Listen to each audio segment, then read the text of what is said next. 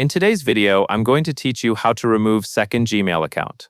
If you have more than one Gmail account on your phone or tablet, it can be helpful to remove the extra one, especially if you no longer use it or you are trying to keep your device more organized. Before you begin, keep in mind that removing an account from your device does not delete the actual Gmail account. It simply signs it out from that device, and it will stop syncing things like email, contacts, and calendar for that account on this device.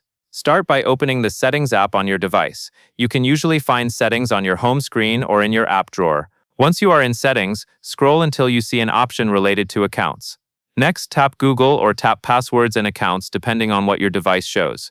Different Android versions and device brands label this section slightly differently, but both options lead you to the list of accounts connected to your device. Now look through the accounts listed and select the second Gmail account that you want to remove.